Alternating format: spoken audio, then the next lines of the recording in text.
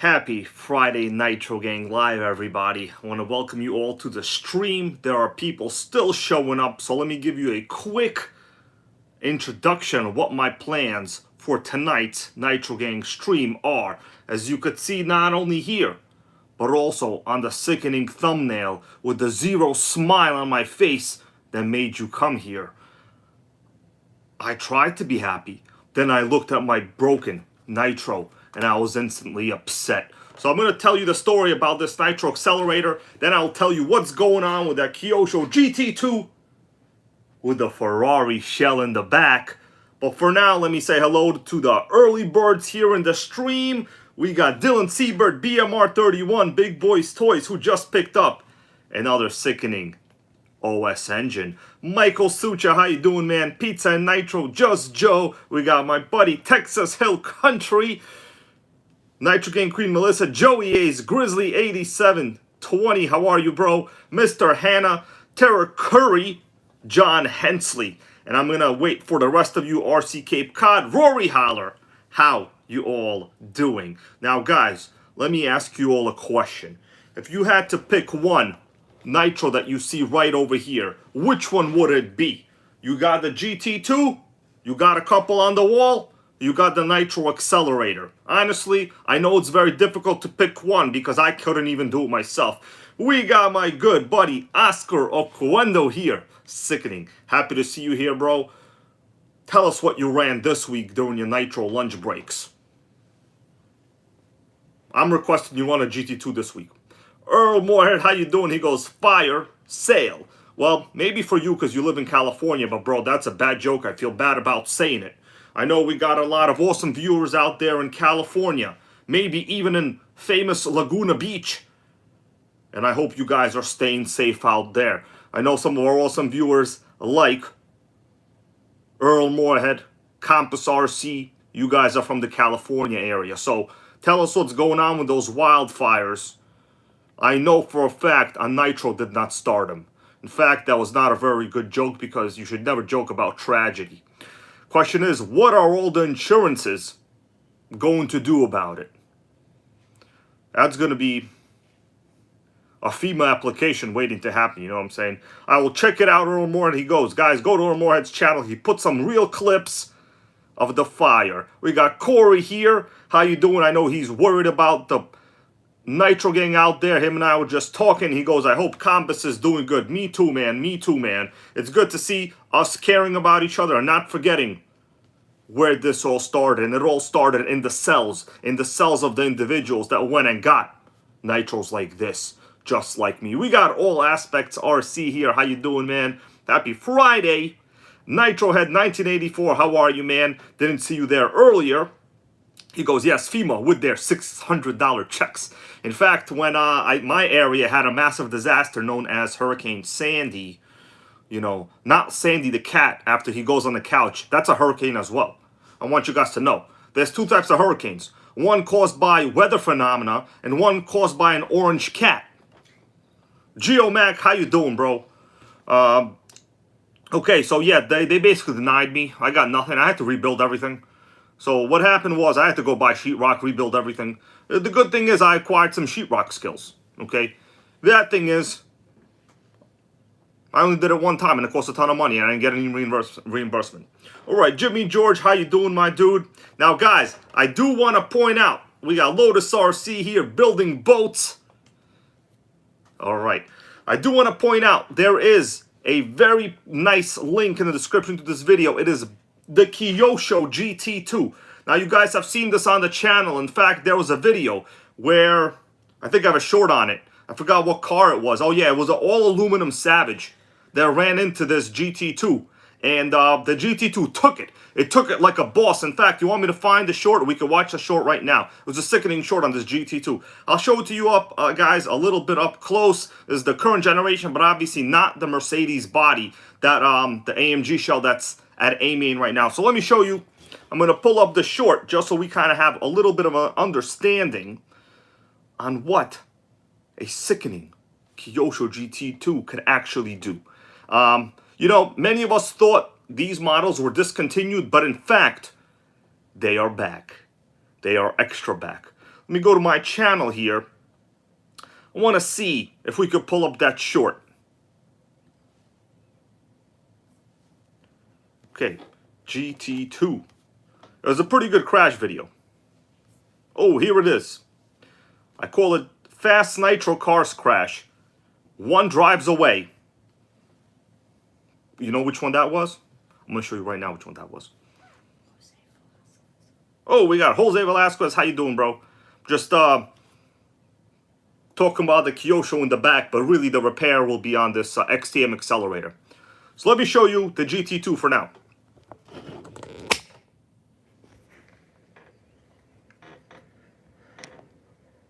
Hey, Harold's Nitro World. How you doing? This is that exact car. Taking it pretty good. The Savage literally flipped over. Let's watch it again. That's that car right there.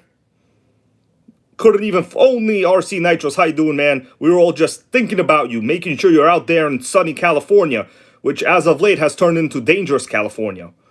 So we hope you're okay, bro. Check in on our positive California homies. I know you got that job. The VP of Security, of course, and Jose Velasquez is there as well. So yeah, this is that GT2. You could see it was running by a Savage. Pretty crazy hardcore speed. And it survived. It survived, everybody. Now, if you're looking to get one of these, I'm going to show it to you in a little bit. This, in fact, is an old unboxing video I did on that GT2. This particular one in this video was not mine. But, you know, I'll probably review this video, see what else I can get out of it. Oh, whatever. Oh, got a commercial. Sickening. So let me show you where we at right now. Okay. So just so you guys understand, if you want to check out the GT2, scroll down, click the link while they are in stock, and we'll take a look at it as it's listed on AMain.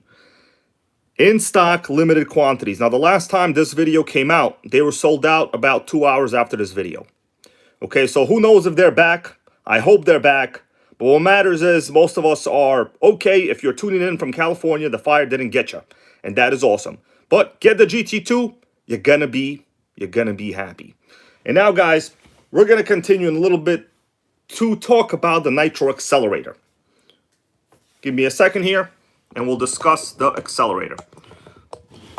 All right. So who wants to take a guess what happened over here, other than the obvious damage? I mean, it's not that bad, but there's a reason why I wanted to do this on video today. I'm going to hold something in my hand right now, and it's not going to be tree fitty. It's going to be a couple random parts. You guys let me know what you think it is. I mean, you pretty much know what it is. So it's not like you have to, you know, think about it. And pretty much everyone has seen these parts before.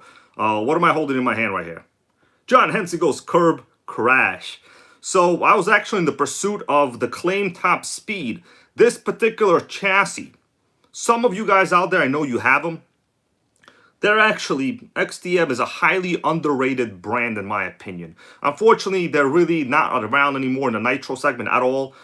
They had some real bangers during the time period. The problem is, there's a little bit of a problem.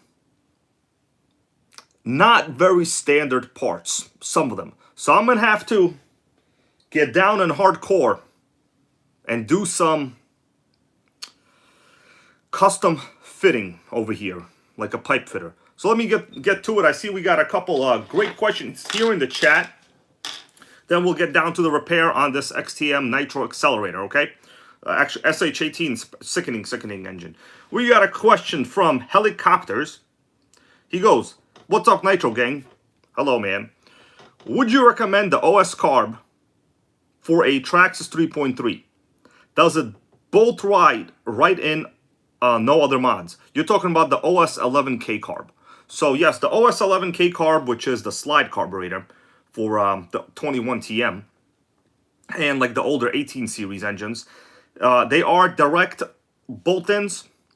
You will have to kind of fiddle around with the throttle arm. So get ready for that. The throttle arm, some people do get the correct, well, you might have to fiddle around with it a little bit.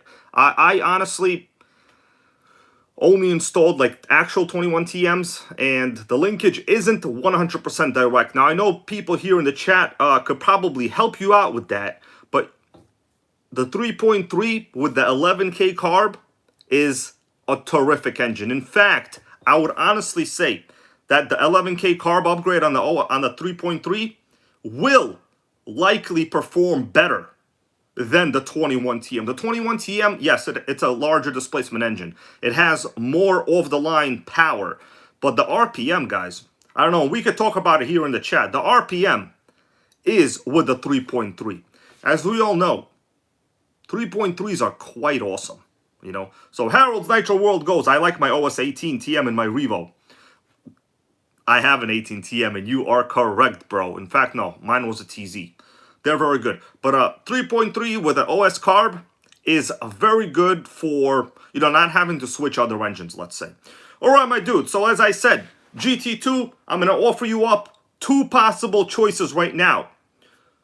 Take a look at the GT2 just in case you saw that video. There's a video I recorded. I forgot to edit it. I'll edit it when I get around to it. Or continue with the repair of this XTM Nitro X-Cellerator. Let me know what you want to do. Mark, how you doing, bro? Mark goes, 3.3 with 11K is fantastic. That's right. Expensive carb, but worth every penny. Direct bolt-on for my T-Max 3.3 and Rustler. Okay, great information. So there you go. Helicopters, 3.3 with the 11K carb is a direct bolt-on. I know sometimes when you put on the 21 TM, it's actually a little bit janky. The exhaust header, you have to use a spring header. So although people say it's a direct bolt-on, it actually isn't a direct bolt-on. But, you know, with minimal tech skill, it will be, I guess you could say. But it's not really 100%. All right, GeoMac, longtime channel member, says, we want to see the GT2. We could do that. Let me call first. All right. Joseph Burgess, how you doing? Goes GT2. Rusty Nail, how you doing, man? Happy to see you here.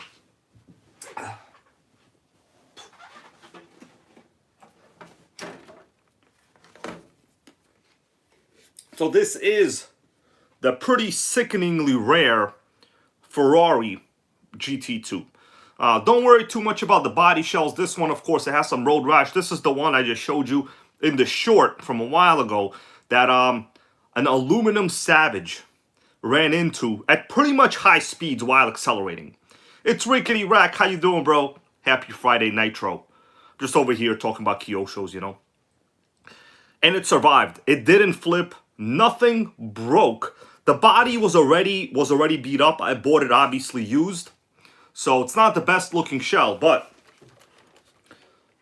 it's not bad looking, isn't it? You guys want to see under the body? I mean, if you've seen the GT2, you've seen it. But for the people that haven't, this could be a little interesting in my opinion.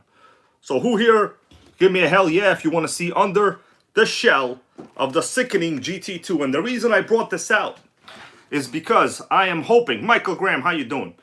I am hoping that 2025, we will have more Nitros resurrected. As some of us might already know, the RC10 GT is being re-released. Who knows? Maybe more Nitros will come back. All right, let's do it. I'm going to put it down. Let me rearrange the view. I'll show you guys kind of what this is all about. I've driven this to basically the limit of its reality, so I can talk about it equitably. Okay. Give me a second right there. I'll move this around.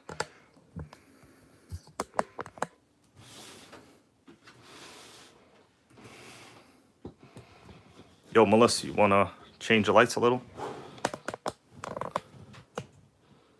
Lord? Hold on, I'm going to rearrange the lights a little bit.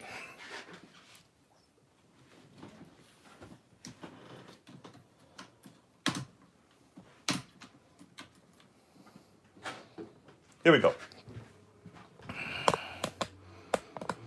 So it's honestly a real big chassis. It's a proper 1/8 chassis, built on a buggy chassis.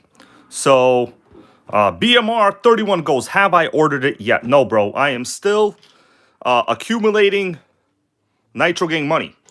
How you doing there, Nitro Addiction? Happy to see you here, man.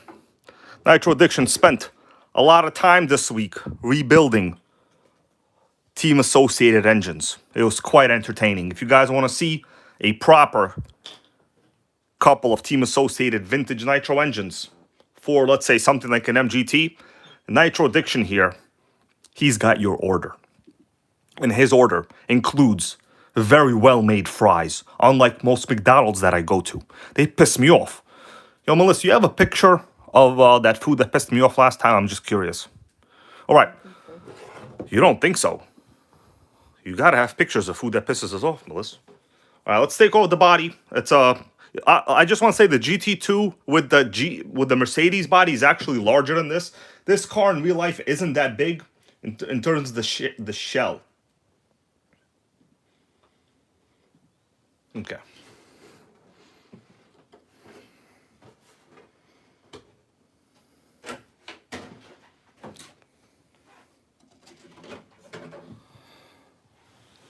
Okay, here we go.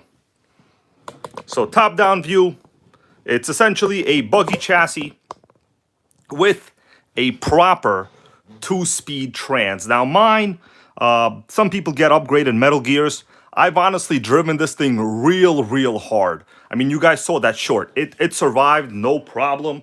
These engines, the KE25 is the same as the new GT2. Although this is a slightly older generation. It's an older generation, but it's basically the similar chassis. They're very reliable. They have very good ride height. As you can see, I'm compressing the shocks. Very good ride height. Keep in mind, this is a slightly older generation than the new one that I put the link to. So the newer one will be better a little bit. I haven't really had any issues with the servos. 2-speed, super reliable shifting 2-speed. Extra reliable. Polished pipe, pretty much normal. This is stock. So what happens is when you get one of these that's an on-road car, they remove the center diff and include a proper 2-speed baby transmission. Australian ORC man, how are you? Happy Friday to you. And for those of us joining us from California, we hope you are okay out there. In fact, California and certain parts of Canada have had an extensive amount of wildfires lately, haven't they? They have. What I do want to say, they roll extremely smooth. So when you're running, you know, these cars aren't the fastest. You can get like a good 40 plus miles an hour out of it. You can get 40 out of this, no problem. But keep in mind, this is an RTR engine. They're reliable. They don't overheat. They start good. It's a pull starter. You could use a starter box, obviously.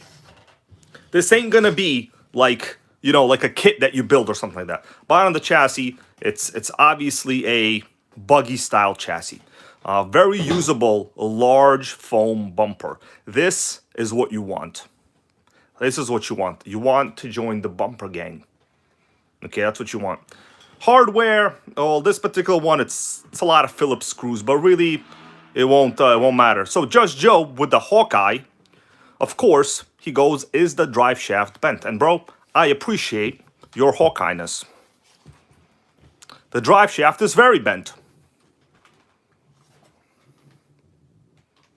And the reason it's bent is because I purchased this from a guy that wanted to basically have it fly like the very first Kitty Hawk from the Wright brothers.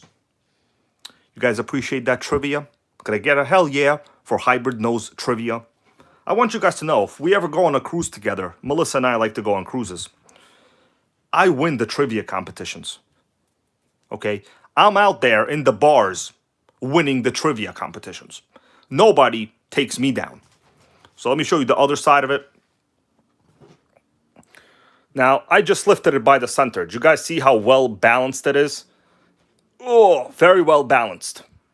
No front, rear, weird brake bias distribution, nothing. BMR goes, what cruise lines do we enjoy? We like Royal Caribbean. I'm gonna be honest with you, I've tried all the cruise lines. They all suck other than Royal Caribbean. Literally every single one. I mean, Norwegian Cruise Lines sits you in a giant table and waits for other people to show up before they take your order. What the hell is that about? Zachary Blanco, how you doing, man? Happy Friday to you. So, let's continue with this chassis. We have adjustable front and rear brake bias, which is pretty much typical. It's a buggy style chassis. The brakes are very good on these models, in my opinion. So if you want to get one of these, do it. The one in the link, it's a little bit better, and the body obviously will be perfect. This one, it's a driver. It's a driver. I bought this used from a guy. As you could see, he bent it a lot. Right? But even though it's bent, I'm going to tell you, bros, there's no problems. It still runs perfect. Like, it's solid, it's straight, it runs perfect. Normal servos, normal linkages, pretty much, you know, decent exhaust in my opinion. These have a unique, Kyosho have a unique pull starter system. It's kind of like the Hobei Cops, the crank off pull starter system. So this one has pretty good compression. Yeah, it's not bad. You see, I could basically lift the whole car by the pull starter, no problem. Pretty reliable chassis, solid buggy style fuel tank. These are proper 8-scale buggy touring cars. If you guys know anything about history, and I don't know if Ofna Guy is watching here or not, but I think Ofna Guy and some of you out there might be on the hunt for a Kyosho, an Ofna Ultra GTP. So the Ofna Ultra GTP was a 2000s 8-scale, kind of like a converted buggy road car. So those is what people did speed runs with back then. Unfortunately, they are gone. What we have now is this and the Serpent. You know, I do get a lot of comments on the upsides of this versus the Serpent. I will say the Serpent is a very good chassis. This is also a very good chassis. But if you're looking for scale looks, the Mercedes AMG body on this will blow away the Serpent. That's just the reality. The scaleness of the Kyosho and the brand recognition is where it's at. So that's the GT2 in a nutshell. I think it's up to... We're going to have to repair the Nitro X-Cellerator now. Let me just check out a couple things here. If you guys haven't given me a thumbs up, please do so. And if you're going to buy the GT2, please make sure and click the link in the description in this video. And I'll be a little happier than I was before. Do me that favor. I know many of you guys have been watching me for years, and you understand I have not joined the tiny crawler gang out there. I'm one of the last channels that is honestly over 100K and doing nitros. That's the truth, brothers. That's the truth. Okay, let me get rid of this. GT2 gang, get it. I'm telling you, the link in the description is in the video. Description, but you get the point. Who knows how long they will be in stock is what I'm saying. All right, GT2 out. Well, let's put this somewhere. Just grab it by the handle. Grab it by the box. Melissa afraid to grab it by the box. Melissa, our president grabbed things by the box and look where he is now. Guy can't even get touched in court anymore. Sickening.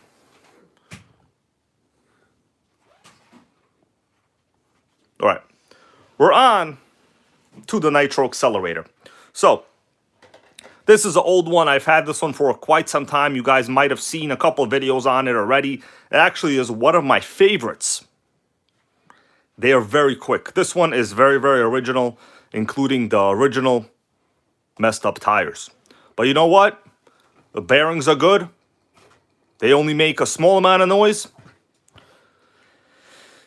And the other end is a little destroyed. So let me flip it. Actually, no. Let's take off the body first. We'll take a look at it. Oh. So I know you're all thinking to yourself, hybrid man, it's just like a bad shock end, right? Like, that's all it is. It's not that bad, right? All you got is a broken shock end. Anybody want to tell me what the problem is? I'm just curious. Anybody have the foresight to determine why I have parts like this in my hand? Let me show you the parts in my hand right now. Why do I have so many different parts in my hand right now for this piece? Let me look at the comments.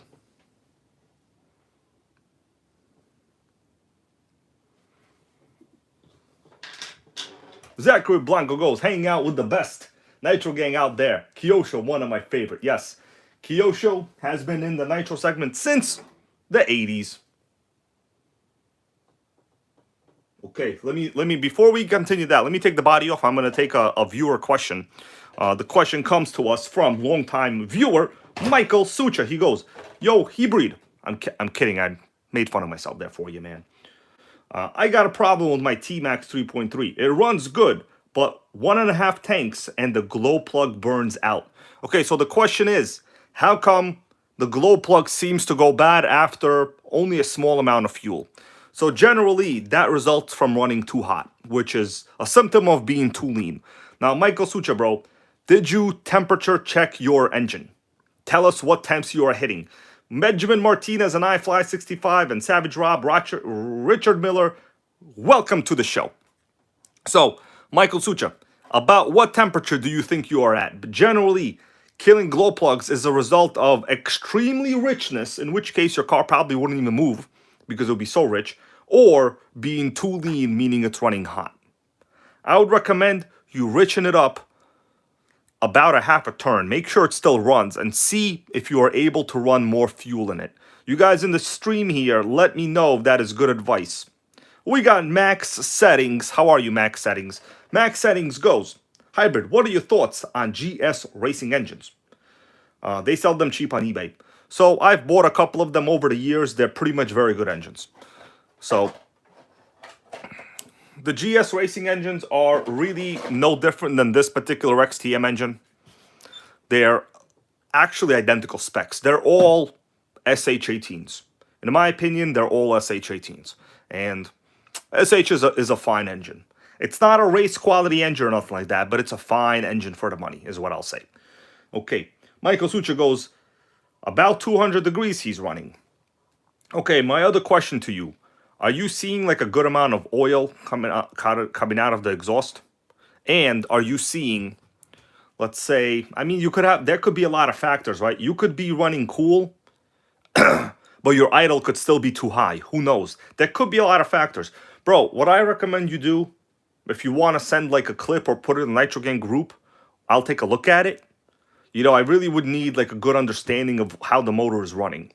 Because if your temperatures are in the 200s, you're not running hot, right? But you could still not be getting enough fuel flow. It's possible you're using not a great fuel, which I'm pretty sure you're using a good fuel. You've been in this hobby for a long time. Yeah, Nitro Head goes, perfect advice, but yeah, it's often best to diagnose with an actual video of even a little bit. But in general, like, dude, I'm gonna be honest with you, this engine has been through hell. I can't even remove the cooling head on this. You guys were there with me, I think, that one time when I was drilling this cooling head off. And I couldn't drill it off. And guess what? I still hit close to 50 miles per hour on this. Right? And I never even had to replace the glow plug. Yeah, Michael Sucha goes, he's running proper Sidewinder with normal oil. Yeah, so you shouldn't be having that issue. I'm wondering, do you have enough head shims on the 3.3? Like, you see, you could have so many small variables, or you could be running the incorrect plug. Are you running the Traxxas plug? What you could do is get an OS plug, in fact. OS LC8. It could be multiple factors. I mean, I'm pretty sure you're in the Nitro King Facebook group, so if anything, just message me. We'll take a look at it, because like there could be a lot of factors there, you know. I mean, I'm pretty sure you know what you're doing. There has to be some kind of mechanical issue that is causing that to happen.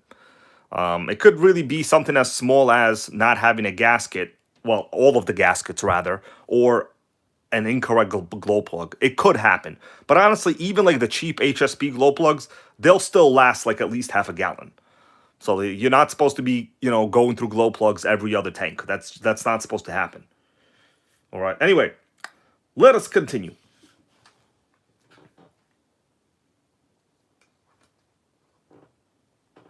Max Settings goes, Hybrid, I get a vibe. Nitro's making a little comeback. I hope more manufacturers bring some Nitro models back.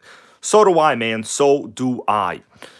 And it's going to take all of us. You know, it's been my mission, but I want you guys to know I'm not single-handedly responsible for anything. I'm just a guy out there like you who happens to be doing live streams and videos after work. That's all I am. I'm not a sellout. I'll never be a sellout. And I will be making Nitro great again, even if it's 25-year-old RCs. It doesn't even matter. But of course, it would be nice if we had some new RCs out there too. All right, so let's do a quick inspection of what happened over here. Obviously, we have a broken shock rod end. Now, I asked you guys earlier, why do I have all those parts? Anybody want to come up with a solution? It has to do with the location of the suspension arm itself and where the shock eyelet is supposed to mount. Jeremy Hawkins, Jerome, bro, sorry I mispronounce your name all the time. Jerome Hawkins, how you doing? By the way, notice how nice this XTM Accelerator shock is. It actually has an average amount of oil. It's aluminum. No shock cap at the top, so it's like a sealed unit basically. Personally, I like this design a lot. And you have a rubber boot that prevents dirt from getting in. So this is like a 20-year-old car right here, honestly. And guys, it has a good amount of dampening. Literally no problems of any kind, in my opinion. Look at this sickening exhaust too. And who here wants to point out what their favorite, I would say, feature on this chassis is? What's your favorite feature? Keep in mind, this model sold for about $279 only. It really wasn't expensive. So what's the most unique and, I would say, feature-packed, desirable feature on this chassis? I just said feature-packed like 3 times. Well, you need to say it as 1 time.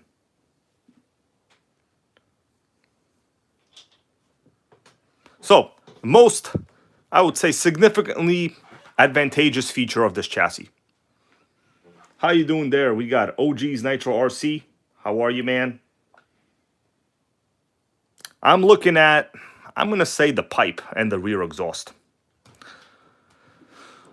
Notice how fat. Benjamin Martinez is correct. That's why I know he has one of these that is in way better condition. Because I know when he pulled his out of the box, he said, that is a fat pipe right there. Yo, Melissa, we have any exhaust here that I could show the people? No? No, this is not the exhaust room. John Hensley, thank you, bro, for that channel donation. I appreciate it. He goes, nice rig, man. Is that an 18 engine? Yes. So this is the XTM 18. But, you know, I want you guys to know, and a viewer earlier asked, is this like a good engine? Well, no one said is this a good engine, but basically the question was the GS racing engines on eBay. They're like $60. In fact, guys, I bought 2 of them. Yo, Melissa, you want to go get one of them? You guys want to see the GS engine? If I'm motivated enough, I'll show it to you. It's literally the same exact engine. I bought like 2 of them, okay? It's a solid engine. But the thing is, you're a little bit limited in where you can install these. So, obviously, it's a rear exhaust. It's good. It has a good pull starter. The real limiting factor is going to be the rotary carb. Now, on this chassis, it's set up for rotary carbs. Yo, Melissa, you want to go get that engine? Come on, guys. You want me to go get that GS 18 engine or something or not? Let me know. Let me know because I got repairs to do over here. Oh, look at that oil that leaked out. You see that? That's a good amount of oil. Andrew Surrey, how you doing, man? Sorry, I don't know if I said hello to you there earlier, but I meant to say it. So hello. All right. So people want me to go get the engine. Yo, Melissa. Where is it? You're not tall enough. It's like on top of the closet. Okay. I'm going to have to go get the engine myself, bros. So, Melissa, you want to talk to them a little bit, but, like, be nice to her, everybody, okay?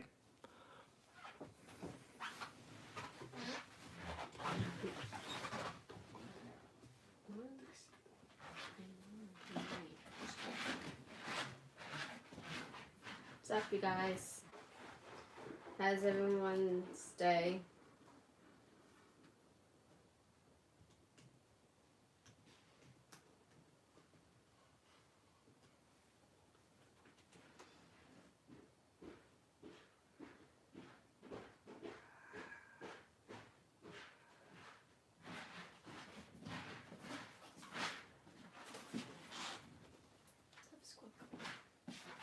That's it? What'd they say? Just a high. Just high? That's it? All right. Sandy's doing good. All right, my dudes. I got the engine, all right? It's loading. So this is how these engines are shipped. I'll show it to you if you want to see it. It's literally the same engine. Penzer, how are you, man? Penzer, the commander of the German tank division, is here.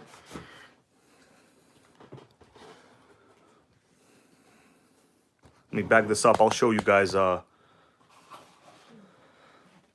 So this is the box. This is how they're shipped. So just so you know, I wasn't joking around. It's like the same eBay seller. I have no affiliation with them. Schunder W, how are you, man? You know, just to let you know, I'm repairing the busted suspension, and you know, Nitro Gang here wanted to ask me about this engine, so I pulled out the engine. So you know, this seller didn't say that they're going to include fuel line. They included fuel line, but I'll be honest with you, this is the world's most useless fuel line. It's purple. You can't see fuel going through it at all. So is it there? It's there. Could they have given normal clear fuel line? I would have rather had clear or like a frosted blue. This fuel line is literally just for looks. It's completely useless. If you want to never be able to prime correctly, this is what you would install. All right, so this is the engine. It comes like this. Yo, Melissa, ask them if they want me to take this out of the box. Do you guys want him to take it out of the box?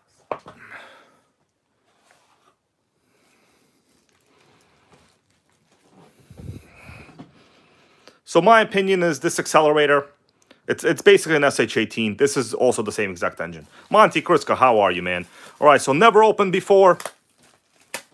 It's fresh. I wasn't going to do it today, but let's, I guess people want to see it, so we'll take it out. It's well packaged. It doesn't come in a box. This is like a $58 engine. Yeah.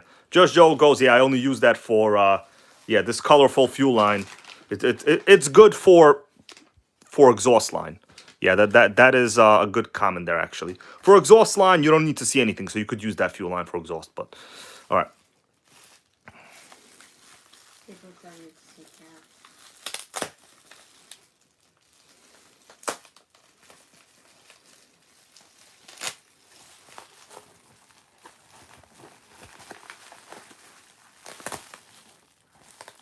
Yo, Michael Sucha here. I gotta read this comment.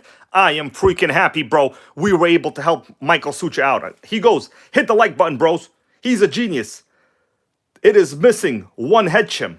I knew it. I knew it, bro.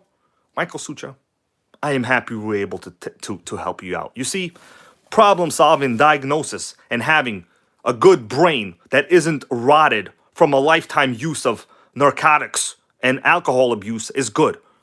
All right, here we go. So GSR18ST, it's basically an SH18. It's a proper engine, but, you know, there are... Okay, so actually, no, I was incorrect. This one's a slide carb. Hold on. I was wrong. We got a slide carb, baby. Okay, I take back what I said. But in this kind of situation, you're not going to be able to use it anyway. Should I continue taking it out or what?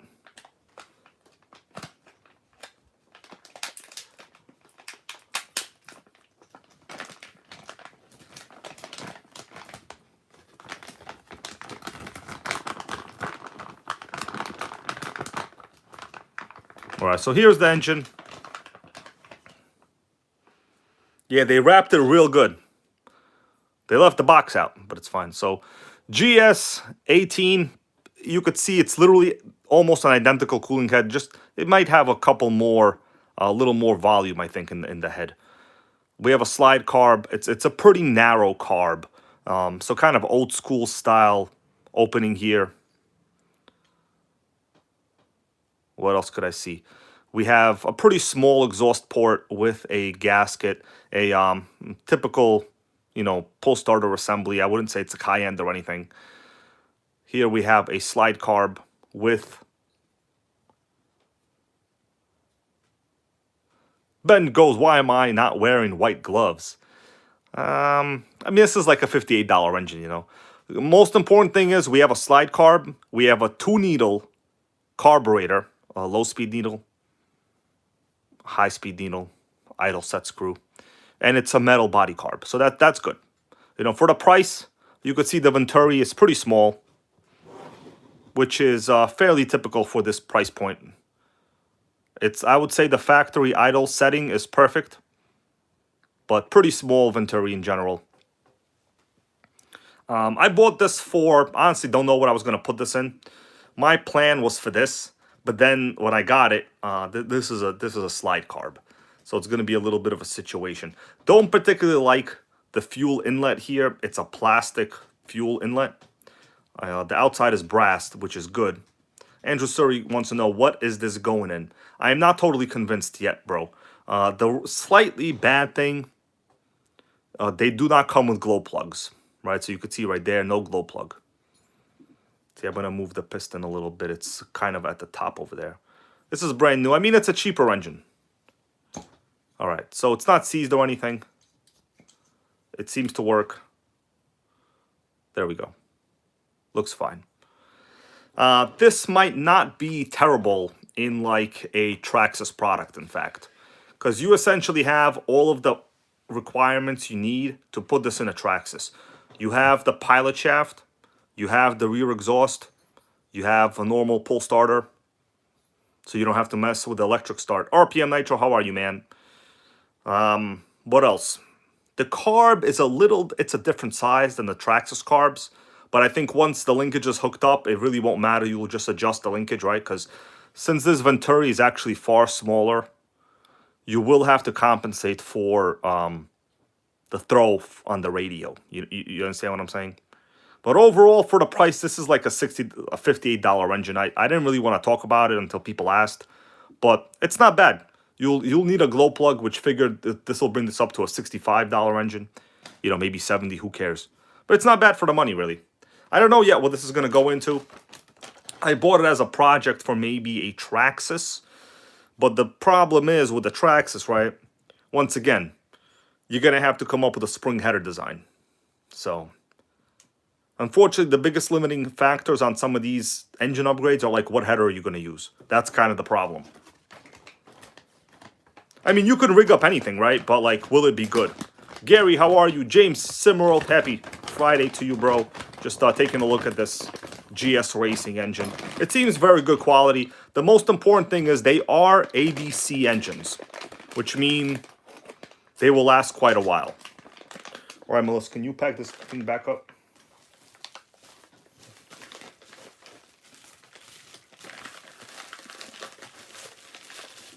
All right, let's get down to business on the Exterminator.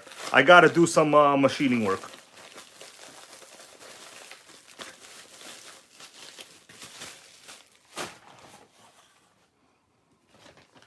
Got any other requests?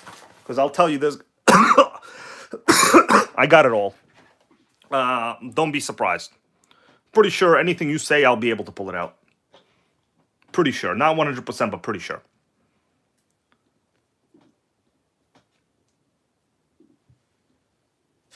Okay. Yeah, Earl Moore goes, ABC already been cooked. Good one there. But actually, ABC is what you want. That's aluminum, brass, chrome. I'm sure you knew that.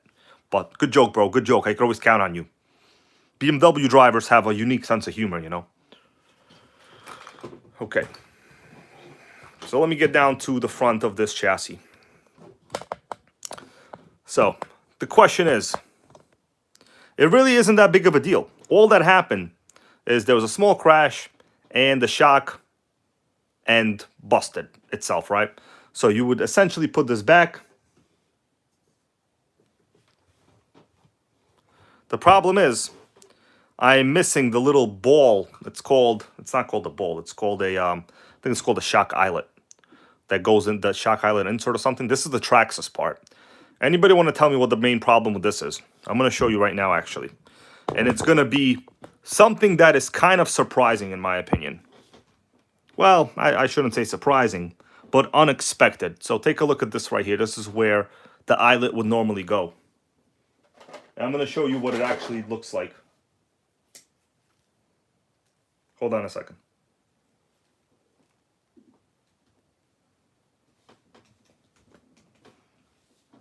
So here's the problem. this eyelet is actually too fat. Because this is, you know, I lost the original one. It's supposed to have like a plastic one. The problem is, let's just I guess go step by step. It's a little bit difficult to explain, to be honest with you. So what I'm gonna do, I'm just gonna start removing parts from the shock. JP, how are you, man? Happy Friday to you. And if I didn't say hello to the people that I, you know, just accidentally missed, I'm sorry about that, but hello to all of you too. We got my good old buddy Soul Purpose Garage here. Welcome back, bro. So just repairing this old XTM Accelerator. I actually had this thing, I think, up to 46 miles an hour. I think. I got it in a video somewhere. I'll have it out shortly, but not right now. The problem is I am missing a whole chunk over here, right? So let's start by removing this. Really nothing else I can do. I'm going to just start disassembling the shock itself. By the way, I must say, these are like 20-year-old springs. They're in very good shape. Very, very good shape. Okay. All right, so I'm going to unscrew this part. I think this tool is going to have to get broken out today. Donnie Johnson, how are you, man?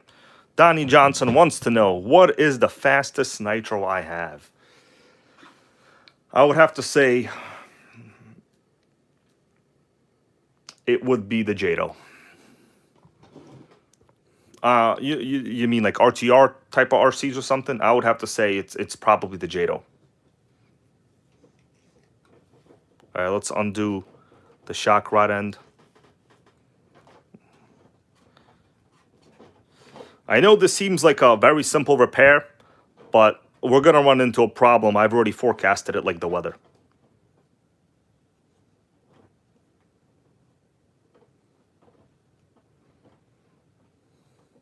Oh, no, Lotus RC here with the correction. He goes the Pico Integra. That is true. The Pico Integra is actually faster. There's also a 65... No, dude, I take that back. It's the Schumacher XTR3E. That thing is... No, hold on. It's the Schumacher Fusion. Yep, it's the Schumacher Fusion. I take it back. The Fusion is the fastest of the 10 scales. Then I have the Pico Integra, which is arguably probably even crazier faster. But yeah, I have the Schumacher Menace, XTR3E, you know, they're all 3 speeds, and a Schumacher Fusion. That thing could have hit 80. So I would say those. But realistically speaking, you notice I don't really talk much about the claim top speeds of like at that level. The reality is you need a crazy amount of space to hit that. It's just not realistic. Okay, so let me continue. Gary goes 3-speed baby. He knows. Gary knows. Okay, so here's the problem. I got this rod end. I think this is from a Traxxas actually. So this is the busted one. This is the new one. Overall length, it's almost similar. I'll compensate a little bit. So length is almost similar. I'll just have to screw this one on a little more to make the shocks equal length. Otherwise, I'll have well, it's going to be good. Or I'll have to cut down the shock shaft. So you guys, you know, I'm going to kind of go along with this logic that I have here. You tell me what you think, but I think the logic is pretty much correct. Right? So I'm going to have to go with this one. The problem is we're missing the eyelet that's supposed to go inside. You understand what I'm saying? I do have another shock, but that one is even longer. If you take a look close there in my hand, that one is even longer. So we're going to have to go with that one here. And some of this is, as you know, is basically trial and error.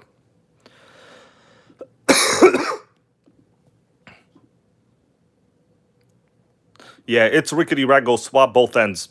That is a good comment right there. So I actually do have both. I might wind up swapping both. The reason I'm going to do one for now. What's up there, KGM? How you doing, man? Guys, KGM just released a sickening video. You got to go watch it. I would be watching his video right now if I wasn't streaming right now. So, get it. All right. So I'm going to have to replace it with one of these for now. The problem is where, okay, you know what I'm going to do? I don't know if I'm actually demonstrating this correctly. Let me get in there real close and I'll show you guys what the problem is. So this is where the shock sits, right over here with the screw. This part, I'm going to show it to you. This part is just too fat. So what I'm saying is it does not slide in this hole. Make sense what I'm saying? Since it doesn't slide in this hole, I'm going to have to Dremel it. Now, what matters is, I know most of you are asking, how come you can't just put this in, right? You can't just put that in. It'll wobble around. Your shock is going to wobble back and forth. It needs to be captured. So basically, there has to be a piece like this inside the shock end. Make sense? I think so. Oh, only RC Nitro goes. Going to enjoy some Chipotle. Oh man, I'm a little jelly right now. I love Chipotle. Chicken burrito bowl, maybe? Burrito bowl? We got our good old buddy Boosted RC. How you doing, man? Boosted RC has made a big move, but a move that I know will benefit him in the long run, and he will get way more nitros, guys. So Boosted RC, you've met him, Brian. He'll be featured in more videos, but shout out to you, bro. You're making cars great again in the new state. Don't want to give out too much information, you understand what I'm saying, but you know what I'm saying. Okay. I think my only solution now is to Dremel this. What do you all think of my idea?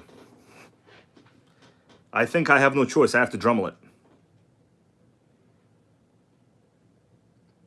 Make sense? I think if I take off both of these parts at the ends a little bit, we're talking like 0.5 millimeter each, I'll have to do that.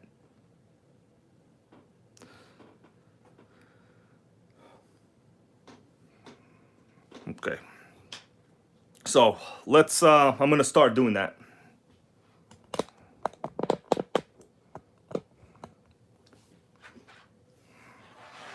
Yeah, Melissa, where are my glasses? I brought glasses down. Okay, here we go. I'm gonna wear eye protection, okay? Eye protection, baby. What's up, 420 Traxxas, man? Just wearing some cool guy glasses, you know? No funny business going on. Okay, so what I'm gonna do? Yo, Melissa, I need like that yellow cloth. Can you bring me that yellow cloth from downstairs? I gotta Dremel this real hardcore. Yeah, JP goes, I did the same. It works, yeah. It's probably the only solution, to be honest with you. Like, we know that fits. I have no choice at this point. Melissa, bring me that yellow towel. I heard you. Oh, yeah, Melissa's gonna get the yellow towel.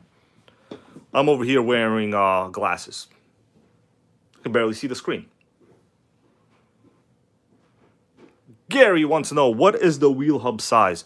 So on the front, you don't have any wheel hubs at all. It just goes directly onto a bearing right there. This is basically like an old school style setup like you would have on, you know, RC10 GT type of stuff. It's a stadium truck. So I must say, the X Factor parts quality is very, very good. All right, so Melissa's coming back. Damn, I am feeling hungry. You got the what? Okay, give. All right, Melissa got the thing. I just want to protect this part from like flying metal. Okay. This is like going to a car shop, right? And they put that towel on the side of the fender. Sickening.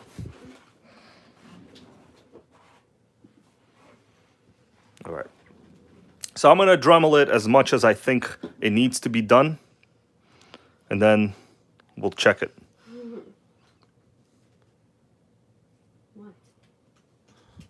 Okay, I'm gonna hold it like this. So my goal is to just Dremel this part off, I think, a little bit. God, I can't even see anything. Okay. Guys, I would show you what I look like right now, but I know someone here is gonna make fun of it. Lotus 420, bro, thank you for posting KGM's link. He deserves it. Okay. So.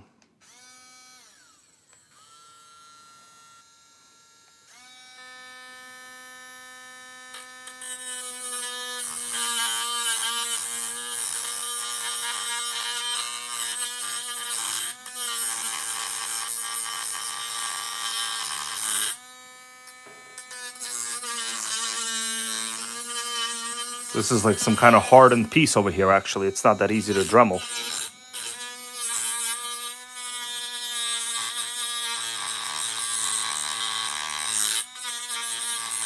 It's coming along.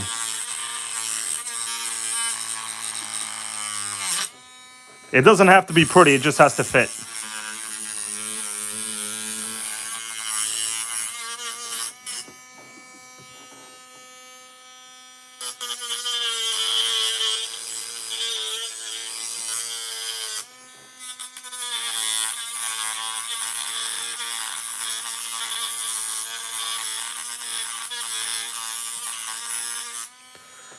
All right, I did that part. That part's done. Let me wait for it to cool off a little bit. I'll do the other end. It just has to fit. It doesn't have to be like perfect, you know. As long as there's a little less wobbling. All right, I'm gonna let it cool down a little bit. Okay, it's fine. Now I'll do the other end. But I think the logic is pretty much correct. Okay, we're gonna do this end. All right, John Hensley goes, hell yeah. There's really no other way to do this, honestly, because I have to make, like, you know, you have to use what you have for these old cars. And I know you, if anyone out there can appreciate restoring an old car, it's you, bro. Michael Suja goes, he is super happy. Hopefully that T-Max will not be killing glow plugs for you, bro, because, like, you really shouldn't be replacing them, you know? Obviously. Anytime you got a question, dude, come here. You know I love pizza and I love Nitro repairs. And as long as I get pizza after this video, I'll be a happy dude. Okay, let's go. We're going to do this part now.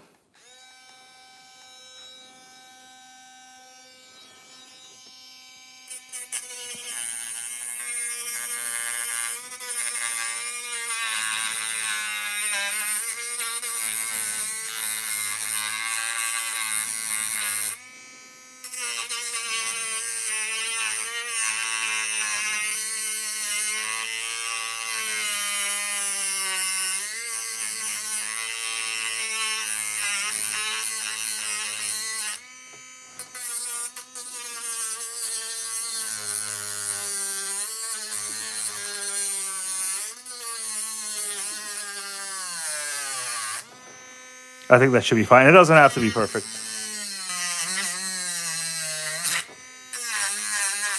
All right, I've corrected it. It's fine. It looks normal. We good with that? All right. Glasses could come off. It's the cool guy glasses.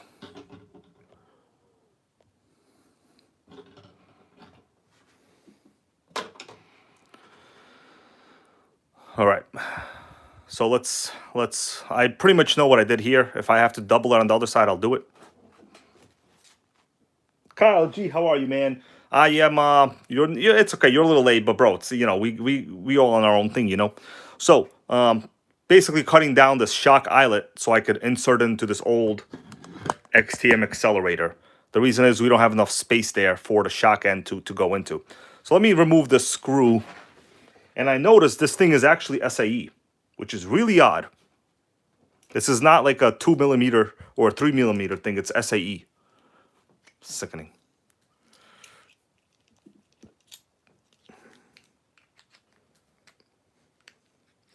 I am honestly surprised that XTM is using SAE.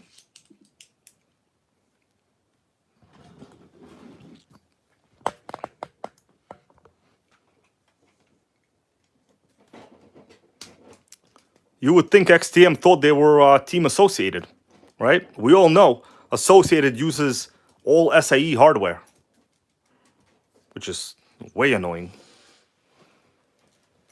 I mean, if you have the tools, it's fine, but it's like way annoying. Okay, we got a good question from Gary Rosenquist. Come in, guys. I got to get a hell yeah. I'm repairing and answering questions and reading and not even mumbling that much and not repeating words, the same words all the damn time. Gary goes, one-way bearing on the crank. Does it spin clockwise to start? Pull start broke. So, Gary, yes. It spins to the right. If I had a normal engine here, I could show you. The one-way bearing spins to the right. John Hensley, thank you, bro. It goes, awesome problem solving. Melissa, get me that assembly right there. I'm gonna show our awesome viewer here how it should spin. Get me that whole plate. Melissa's gonna get me a plate. This plate's not gonna have nitro pizza on it, but it'll have nitro. All right, so I'm gonna show you just for you, bro, how a pull starter should spin in which direction. This is like a motor I took apart. Okay, this that Mac 28 that I had, by the way, everybody. So this is, I'm gonna clean this and assemble this into something else. This is a pull starter assembly with a one-way bearing. So when you spin the pull starter, it's the same. It spins the same direction on every engine, no matter what. If you spin it, this is going to spin to the right. So you have to kind of look from a top-down view. You see that it's spinning to the right as I'm spinning it, right? And then if I hold it, it's just dirty, so it doesn't retract that well. But it spins to the right, like the one-way bearing. Make sense? Everybody make sense or what? Yeah, this is a special turbofan style Hyper 21 assembly. It's fine. It just needs to be clean because it just gets clogged up. The rope is dirty and stuff. There's just like oil residue on it. But it should spin to the right. Catch rather to the right. Make sense? Gary? All right, awesome. See that, guys? Any question, I'll be able to demonstrate. Not just trash talk. Okay, here you go. Or it's back to this repair. Sickening. Gotta tell you, bros, you gotta get this cordless rotary tool. You could use pretty much anything. Like this piece, a cutoff wheel, like a wire wheel, whatever. Paid like maybe 20 bucks for this on Amazon or something. Okay, time to insert the rod end. Bro, the dampening is quite phenomenal on this old shock, in fact. Well, it's not perfect. They could use a rebuild, but that's kind of not my goal right now. I'm not rebuilding the shock. I'm just trying to make sure that it fits into this position. Okay, so the part I dremeled. What I'm going to have to do is stuff this into the shock eyelet itself. Now, this is usually the most annoying part.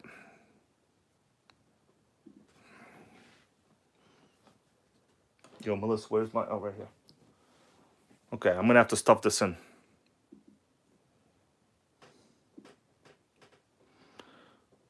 Let's just hope it doesn't fly out when I do it. Because since I cut off like the lips, the edges that are supposed to be there, it's not very user-friendly. Oh, yeah. It's in, bros. It's in. It's a little bit fatter. See, so technically my goal... This was my goal, to make this piece a little bit fatter than the plastic that it's around. And it actually is. So I think this will work. What do you guys think? Work? It's going to work. So I'm going to turn this in. The problem is, yes, I kind of have different positions now. So I think what I need to do is estimate how much more I need to... obviously, I'm going to have to do both shocks. But as of right now, I don't think I could do both shocks. Let me just see where they would kind of lead. So if I line them up side by side, you would get... I mean, this is like 3 millimeters, maybe further. RCX, how are you, bro? The only thing I can do is swap both of them, actually.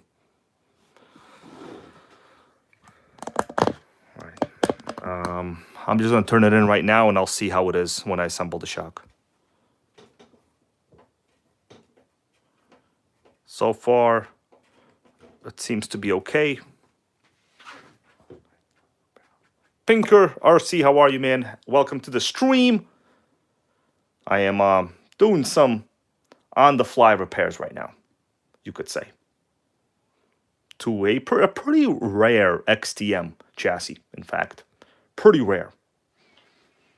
If you guys appreciate what I do, let a brother know. Hoser1, how are you, man? Happy to see you here. I know many of us are out there in California surviving the wildfires. Let us know how you and everyone else are. Okay, so what I'm doing is I'm basically making my own homemade shock mount.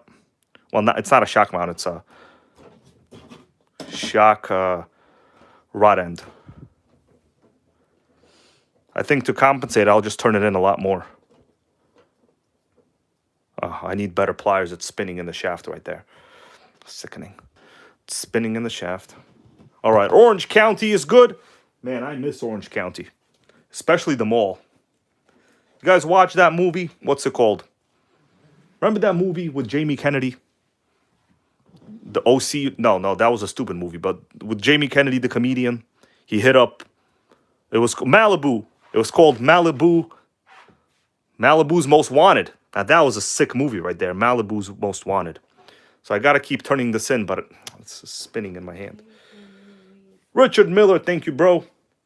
I appreciate that channel support from you. There's a show in California based on. It was Malibu's Most Wanted. Oh, but there's another show. Be bad. Be rad. There's another show that I know of that's in California. That's based in California. What? That stupid high school show? Malibu's Most Wanted? No. I mean, no, that was Orange. OC? You mean where everyone has blonde streaks in their hair? No, it's called the OC. The OC. Let me tell you about the OC. We got viewers in the stream that live the OC life. They don't know any of this. They know all about it. They don't know this. Playing around, bros. Okay, I'm going to try to assemble the shot, guys. It might not be perfect, but I know how far I spun it. Thank you again for that channel donation, Richard Miller, bro. Okay. Pinker goes, buenas noches, compas. I know what that means. That means good night. Bro, I love the Spanish language. In fact, I've been eating a lot of baked chicken, rice, and beans. Melissa, you have that picture of the baked chicken? Did I send it to you? From this Venezuelan restaurant? No? Thank you, bro. Once again, from Richard Miller. We're going to put that towards some Venezuelan baked chicken. Well, and RC parts, of course. Sickening. I appreciate you, man. Okay, let us continue. This is all actually going to go towards the RC10 GT. I'm wondering if we'll still have the same. You know what I'll do? I'm just going to move the shock up a little bit. Probably not a good idea to do that. All right. B-Rad. What movie was fake? What movie? Malibu's Most Wanted? Nah, that was a great movie. Okay, guys, this is going to be the moment of truth. Whether this will stick and not move around. That's kind of the most important part. All right, bros. I'm going to give you a view from here as I'm going to be assembling it. I am 50% confident, actually, right now. What this one says, don't forget your spear. Spear gat. Oh, my spear gat. Richard Miller, thank you, man. Once again, appreciate you. He goes, you are making Nitro great again. Man, all of us are doing it. But I will definitely take the credit for spearheading it since about 2013 on this channel. But, you know, it's not just about me. I never really made my videos that much about me. But I am happy to be able to do it, so to say. But I'll tell you guys, let's hope that this year more Nitros get resurrected. We saw the RC10 GT. It's on pre-order. The GT2 is back. If you click the link in the description of this video, get it. I'm telling you, before, who knows if they cut it again. Savage Rob. But thanks again to Richard Miller. What is Savage Rob? Okay, Savage Rob here with the awesome question. What engine would you recommend for the RC10? You know, a couple people asked me that already. I didn't respond. Because honestly, you need like an OSCV. That's what you need. You need the old school. Oh man, it looks like I've done it. Okay, so I'm going to put this in. Let's hope that it's okay. And we'll make sure that we have the same amount of droop on both sides. I would honestly say, yeah, you need, Pinker goes without pull start. You need the OS 12CV or 12CVR or 12TR. Let me show you kind of what you need. I will say, man, they did say they are releasing a specific engine for that chassis, though. So I don't know when. They didn't say when. So, but let me show you kind of what you need. I have a chassis here with kind of what you need.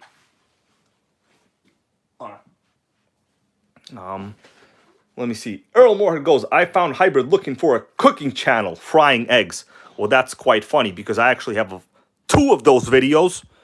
And I actually have a video where I made juice. You'd be surprised. A lot of people found my channel because of my Lincoln LS videos. Guess what? You get a Lincoln LS, they break down all the time. People that drive Lincoln LSs love nitro cars. You know why? Because they work on them all the time. Okay, so this is just an old RC chassis. I mean, it's brand new. It's a Trinity Reflex.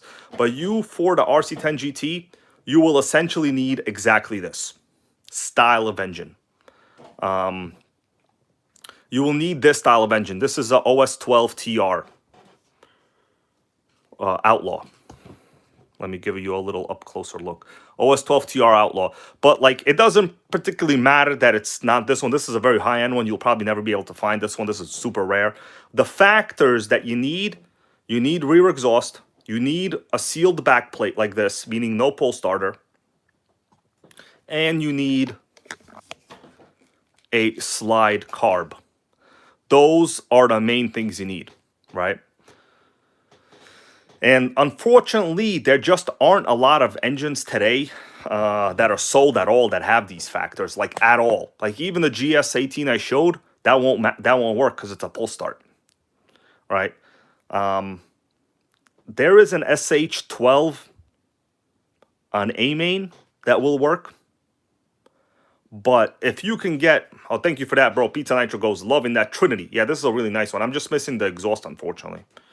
So, yeah, loving my life and loving my family goes, that's a username, by the way. I will be using the SH12. The SH12 will work.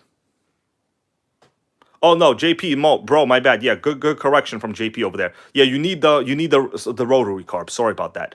You know, I thought about the carb situation as well for a while. I'm wondering if the new model will have some kind of, I guess, an adaptation or a custom kit to install a slide carb. Because the fact is, like, during the generation of the old RC10 GT, rotary carbs were very common. But now, it's all slide carbs, right? Jeremy Hawkins goes, hybrid can burn down RC mags. You know it. You know what video that was. That was the one they forgot to put any nitros in. Mark Nugent, how are you, man? Happy to see you here, bro. We're just talking about engine options. Honestly, I'm not an expert in engine options for that model, just because I've had one of those RC10 GTs on the channel, and it was a pull start, actually. So I don't know why they're saying the pull start won't fit, to be honest with you. Let me get rid of this for a second.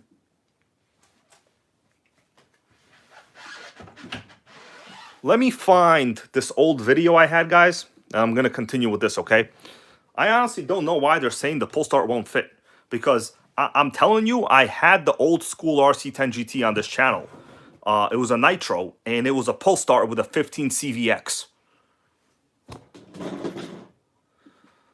And it was the crooked one. Well, I don't mean to say crooked. It was the... I mean, it was literally the pull start one. So I don't know why they're saying it won't fit. It should fit. I should have a video of it somewhere. Let me find it on YouTube right here. I'm going to show it to you. I mean, you probably might have seen it. Honestly, if they released a Nitro, that would be incredible. So let me find my own old video so we could see the fact that it in fact was a pull start engine.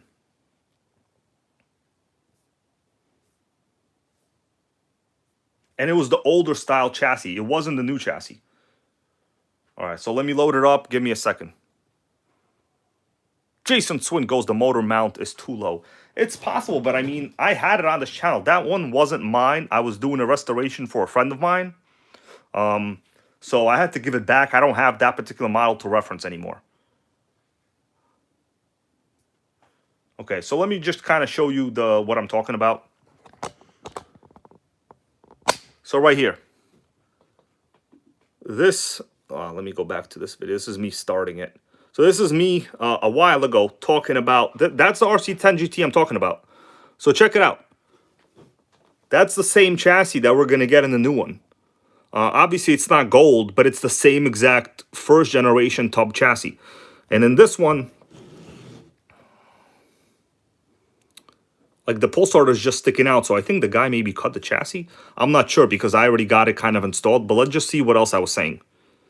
So yeah, that's a 12. That's a 15 CV X. Mark, hat is warm. I still have it. I'll go put it on right now if you want. That's a 15 CVX engine with a side exhaust header. Yeah. Let's see. So here I'm talking about motor repair, whatever. I was doing a full restoration on the 12 on the 15 CVX. Here I'm talking about carbs. Oh, that's Melissa over there. Do you want to play the clip with you eating pizza, Melissa? That was a good clip, everybody. Get ready. Melissa likes to eat. Actually, no, we're not going to play it. We're going to keep it RC10 GT friendly. Actually, you don't show me. I showed you. Okay. So, yeah. So, check it out. This is a picture of that one that I had. What's up, Al Casa, man? Happy Friday to you. We're just discussing the engine options for the new generation RC10 GT. And I pulled up my old video that I had. I guess here I was talking about how the ball diff pissed me off. Yep. That was the ball diff analysis right there. Pissed me off real good. So Terra goes, that is a sickening OS engine, yeah. So that guy was actually a buddy of mine. So old, I guess, pictures of them winning races or whatever. Yeah, so check it out. This was the chassis, right? Like, it's literally the same chassis. This was me replacing the diff bolt because the thrust nut broke. So let me see what I was talking about. I just want to show you guys the engine setup. I honestly didn't study it that much, but you could see right here that is the original linkage I have. It's definitely a rotary carb for sure, and that's a pull start. So I don't know if the guy like drilled. That's me taking literally everything apart over here. It's me talking about the annoying wheel problem. That's RPM wheels with those pins that you need, which is gonna be the same in the new RC10 GT. Well, re-release rather. So check this out. This is, yeah, you could see in that video right there, you could see clips of the pull starter hanging out from the side of the chassis with a side exhaust. I don't know why, man, but like maybe if you cut off a piece of that, it'll be a pull start. It's possible. I think when I do get the RC10 GT, I'll be able to find out. So this is me firing it up. It's a runner. So this car, like I said, guys, it wasn't mine. So I really didn't give it hardcore testing, right? I fired it up. I tuned it for the guy. And if you want to see this on the channel, it's there. I have a couple of videos on these. Al Casa here with the best comment of the night. I care more about the fuel tank re-release. Bro, you and me both. Because these vintage fuel tanks, impossible to find. So this one, this was a couple of years ago, actually. I just tested it, tuned it. But it's essentially the very first generation Nitro GT chassis. I don't see why this one wouldn't fit the modern one. You know, I just drove it a little bit over here, kind of like nothing crazy. You see, just driving it around just to tune it, basically. But obviously, that's a crowd pleaser body, by the way. Pinker goes, I have the same but in red. Sickening. So it drove fine. I will say the brakes sucked. This is me just showing the RC10 GT to a couple of deer over here. What happened, guys? You never showed the deer your RC10 GT? I do. I got deer where I live, so. It's a pretty dope chassis. And this one was very, very period correct with, I think these were the Proline Dirt Hog tires. Very good tires, like basically what people used on the Nitro MT. And RPM blue rims. Very, very proper rims. Yeah, so, I mean, this one, let's see, I have a picture of me holding it right here. Yeah, it literally is the same style chassis. It's a tub chassis, so I don't see what the big deal is. Well, I guess we're going to have to live and find out. Jojo goes, did the guy ever get back to you, or do I still have... No, I returned the car to him. So I had an agreement with the guy that let me work on this. That I had to return it in exchange for, you know, he gave me a... yeah, the green T-Max, the T-Max Tony, actually is from him. He gave me a T-Max. That was how it all started, my bros. That's how it all started. And I just fixed this up, got whatever parts I needed, got it running. All right, back to this. everybody, I think we're about to have a fix. So I gotta get the shock into this hole. Yeah, no, I don't keep people's cars. You know what I mean? Like sometimes people will give me cars to like help them out or whatever and work on it. I'll be happy to do it. And he was a local, so it's not like I had to ship it to him or anything like that. It was pretty easy to do. But realistically speaking, I don't see why we can't be using a pull starter engine. Maybe. So the thing is, I don't know. That engine was installed by the owner. I didn't install the engine.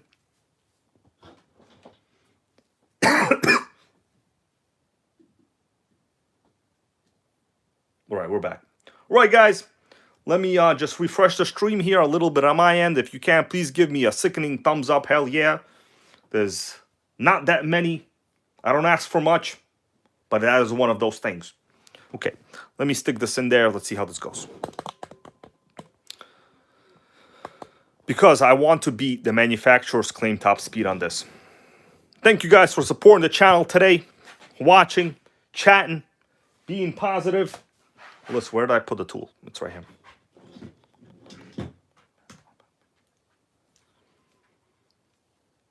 Oh, geez, goes. He is working on his Nitro MT2s and the TC3s. I like those cars, man. Those are also my top picks.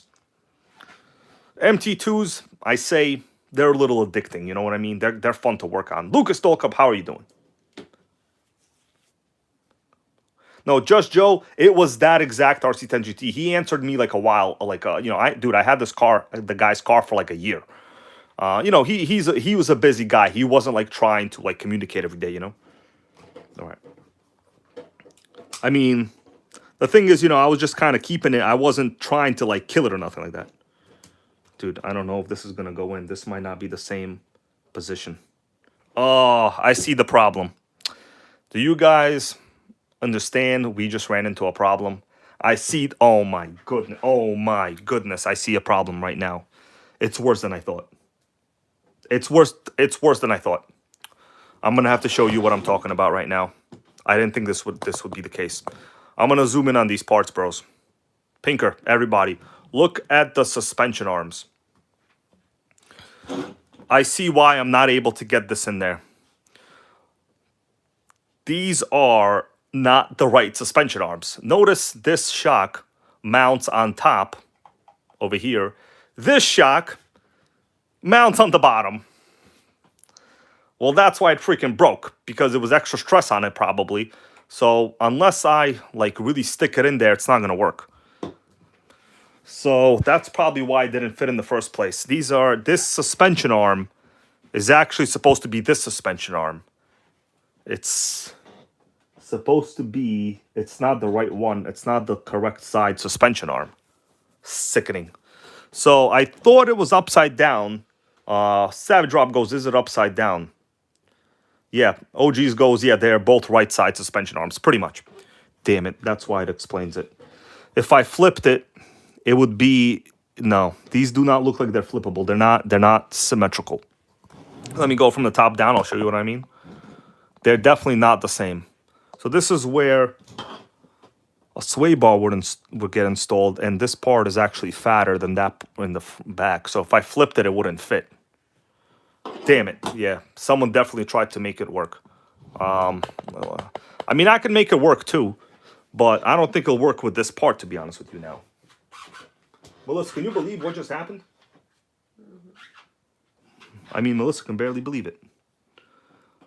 I might have to use the other shock end. Yeah, Jeremy goes, I see it. Damn, I just realized that they're literally the same suspension arm. The back ones are different. Sick. So I need XTM suspension. Let me just look up eBay if it's like a thing. If not, I'll try to make it work too, okay? Let me do an eBay search, bros. Damn it. And we thought we had a problem solved. Turns out, there's more problems. I don't think I could do any mods with that, to be honest with you. Let me go to eBay. Can you put it to the outside? By putting it to the outside, I mean, the thing is, it would still be the bottom. I'll try. Maybe I could. So the problem is, I'll tell you what the problem is. there's not enough. This part is not long enough for me to make it through this entire suspension arm. Yeah, vintage problems, exactly. This one might be. This one might be. I might have to remove it. XTM Accelerator suspension arm.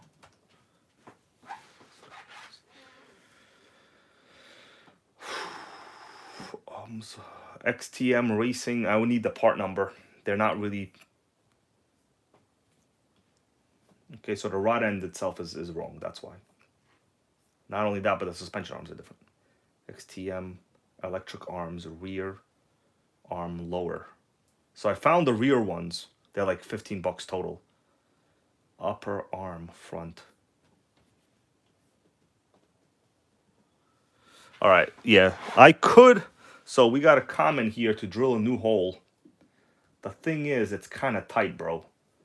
Mighty Mike, how you doing, man? He goes, drill a new hole. It's kind of tight over there. Like, to be honest with you, I wouldn't have enough space. You see what I mean? Like, it would really compromise, like, the shock position, to be honest with you.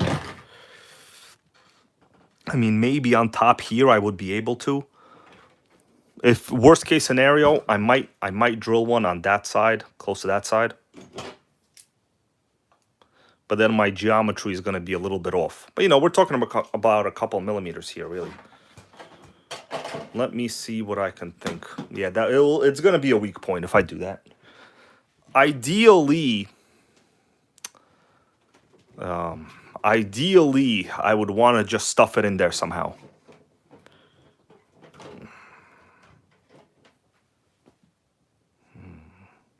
There's no way it's going to go in there. It doesn't, the angle is it's incorrect. Sickening, everybody, sickening. I'm open to suggestions. John Hensley goes, the parts. Yeah. John, how you doing? Goes, we got 8 inches of snow. Bro, do you need my Red Cat Gen 8 crawler? I'll go clean your snow, your area. As long as my rogue gets there, you know? If the rogue gets stuck, can't go. Let me just see if I could stuff it in, maybe. I don't think so.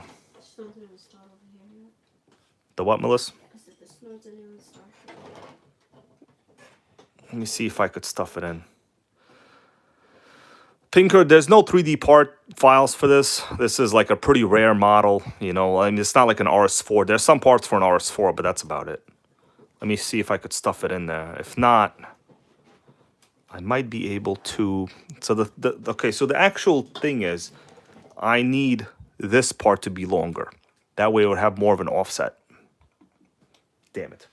That's a catastrophe.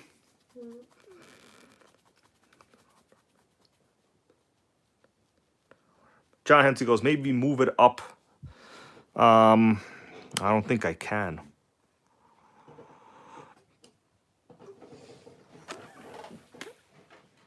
No, there's zero chance this will go in. There's literally zero chance right here. It cannot go in. Okay, what I'm gonna have to do, I'm gonna have to try the longer part. Everybody, okay? You got some time for me to try this or no? It's already 10:30. I don't like to go too long. I feel like if you don't got, you know, your repair done in an hour and a half, you're taking too long. Melissa said I'm on her time now. What do you guys say to that? What do you all say to that? Am I on your time or am I on Melissa's time? I'm going to try this one. I think this one might work. I'm going to have to freaking Dremel that piece again. This is sickening. Even tiny little repair.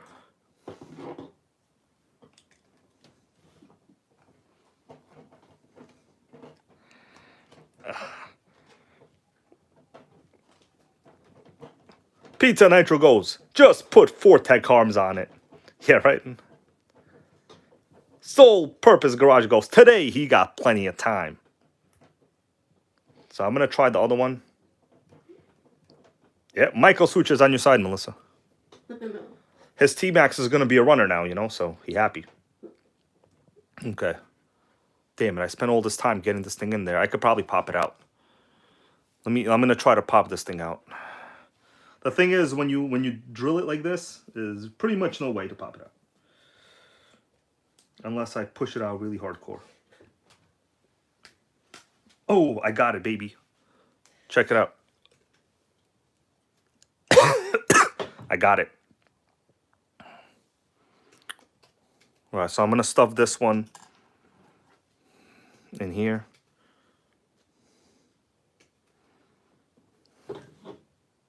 And I think this might be the longer one.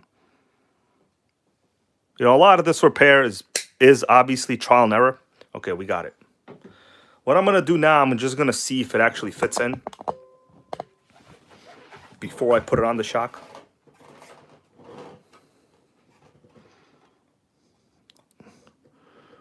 I think, does it fit in there fully? It's still too low. This part, I think if I Dremel that part off, you see that little part of that hex thing? Well, it's not called the hex thing. Basically, I need it to sit lower. I think we got a solution, bros. I'm thinking if I Dremel this plastic literally 2 millimeters, it'll be perfect. What do you all think? Dremel it? The plastic, 2 millimeters, I think it'll be good. Do you all understand what I'm saying? Yeah. OGs goes, it will work. I think it will work. All right, so let me get down to it then. I only need a little bit, really. Melissa, am I on your time?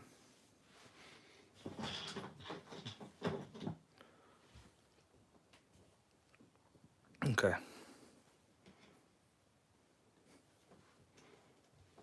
All right, I'm going to do it. All I need to do is just literally Dremel a little bit over there.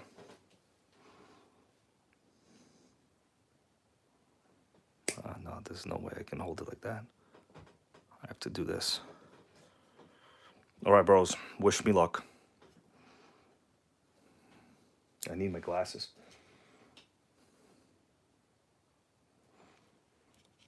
If this works, it'll be fine. I mean, it doesn't have to be perfect.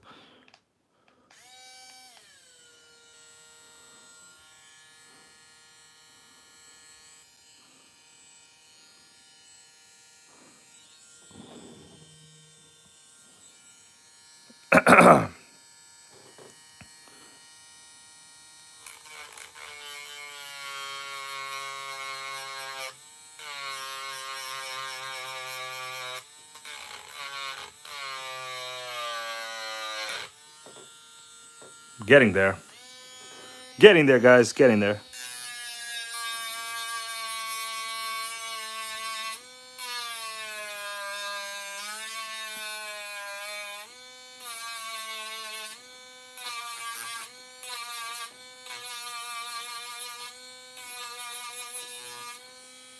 All right. I mean, it looks soft, smoother.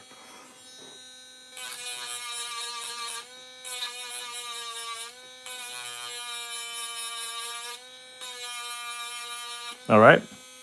That looks all right. No? Yeah. All right. Let's do the other side.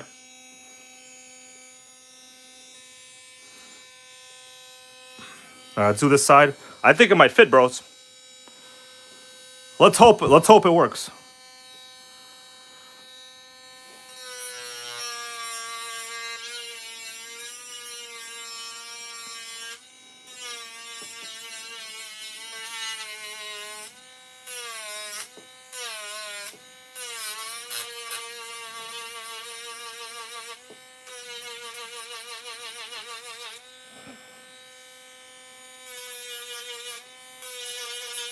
All right. That should be plenty. Let me just deburr it. I mean, we definitely have plenty of smooth area now there. Okay. I mean, you see what I did? I just had to flatten it out a little bit so it can slide down. All right. Guys, this is going to be the moment of truth right here. This is going to be the moment of truth. I mean, every moment is truth on this channel, really. There's no single moment of truth. Everything is true. That's how we like it. All right. What do you think? Should I turn it back on and stick it in, or stick it in and find out? Dude, that did not sound right. Guys, it's basically there. I can get it in. I think it's going to work. We might need to do a little more. I'm thinking...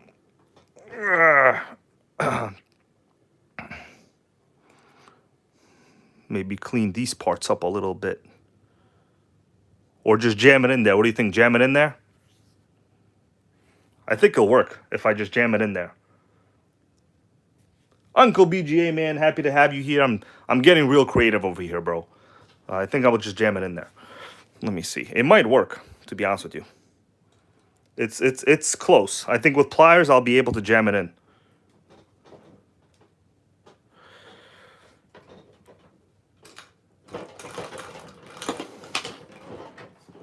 All right, sickening. All right, yeah. Wesley goes, lube it up first. Melissa, do I have lube here?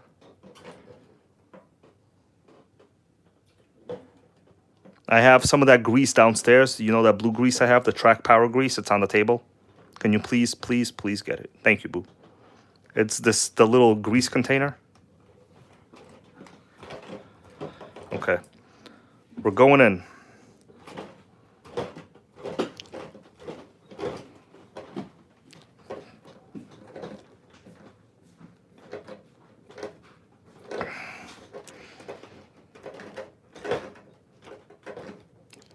Okay, rod end is all the way in there.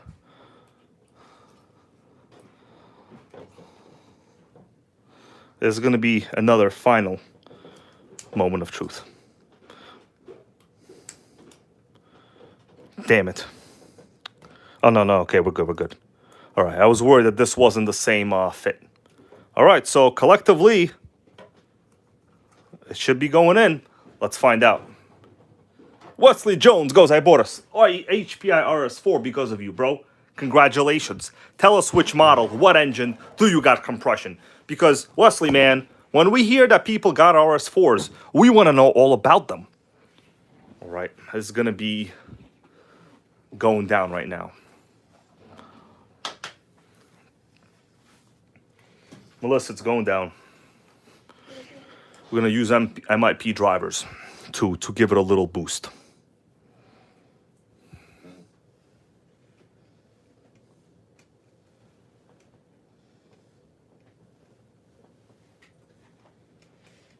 Okay, I greased it up.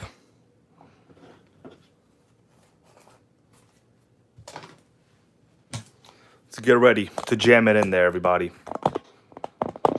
You get ready? Supervisor is on duty.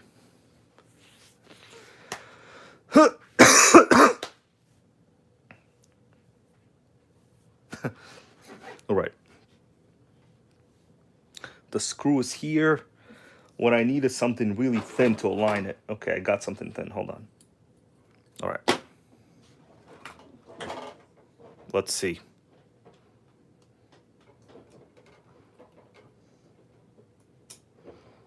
We got to jam it in there. Hopefully this one.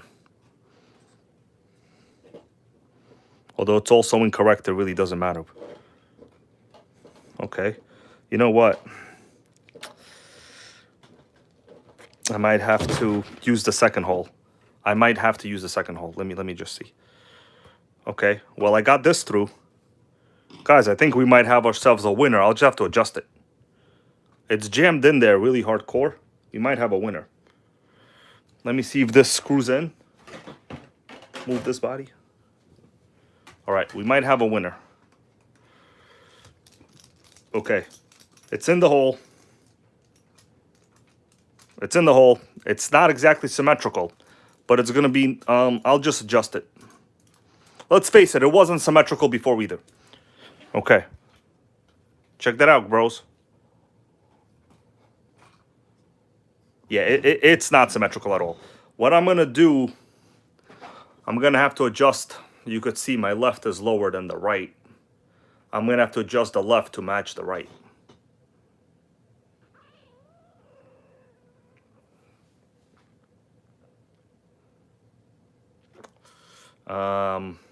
That's a situation. Let me put these clips back in. But we did get the hole. If this isn't perfect, I'll be able to make it more perfect.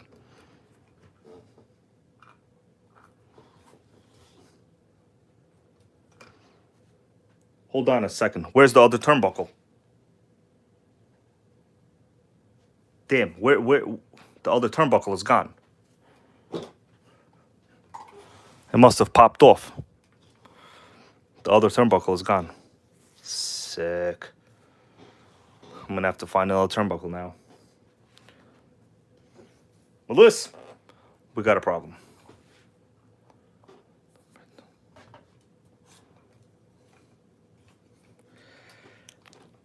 Okay, the steering turnbuckle is gone. It popped off. All right, let's just check out the suspension rather. Well, it's not that much different. Let me look at it head on. Nah, it doesn't hit the same time. So what I would have to do. So the first thing was actually wrong the whole time. Yeah, Andy Barnett goes, looks good to be the wrong A-arm. Yeah, right? We're using two of the same A-arms. I basically need a set of A-arms. I'm going to have to look on eBay. So if I move the other one, I need the other one to be higher. Meaning I need it to be this way. I could try moving. I don't think it'll do much. I'm going to try moving this one to the other position. It'll bring it up a little bit because I'll have less throw.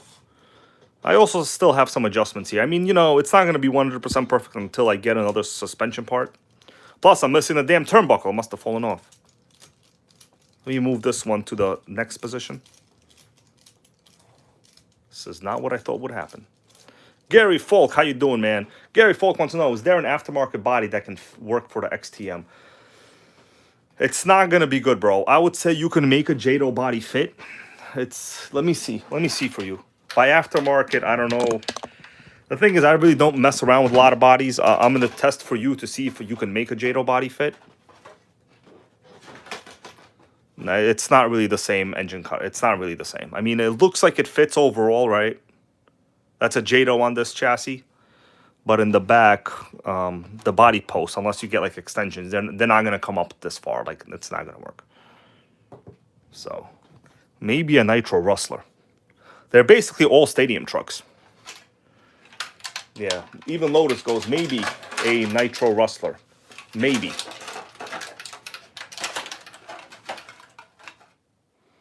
You're probably going to run into problems there too. All right, so let me move this outside. Damn, this one is stuck in there real good. Yo, Melissa, what are we getting after this? Pan pizza?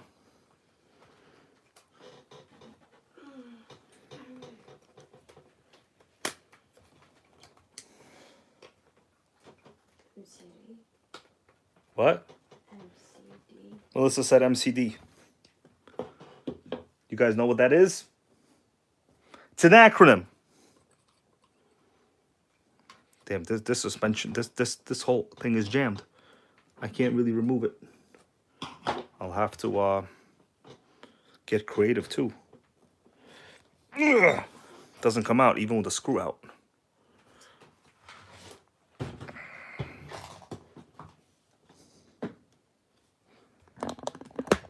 This is extra sickening today.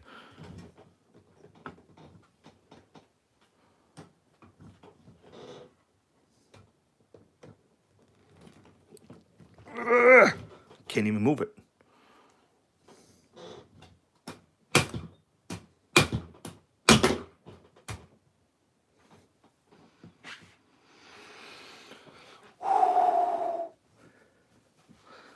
Whoa, this is stressful.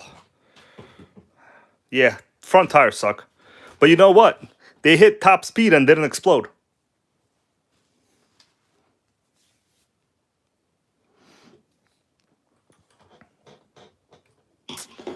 This is old RC problems.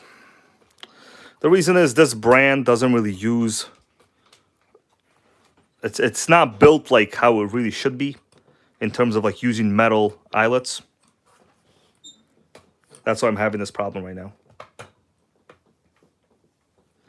It has a plastic. It looks like it has a plastic part. Okay, so I'll pry it from this direction.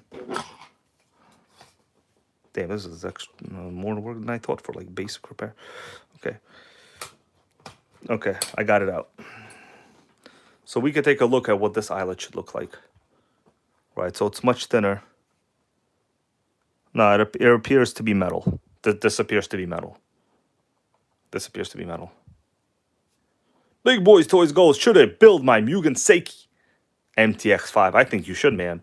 Well, what other options would you have? Let me get this on this side now. This is going to be impossible to stick in there too, I think. So I'm trying to put this in the outside hole. Yeah, Terrago, this is very intricate. Yeah, I've tried a lot of methods, and so far, the fact that the suspension arms are not the same, that explains why it broke. This part needs to be machined also.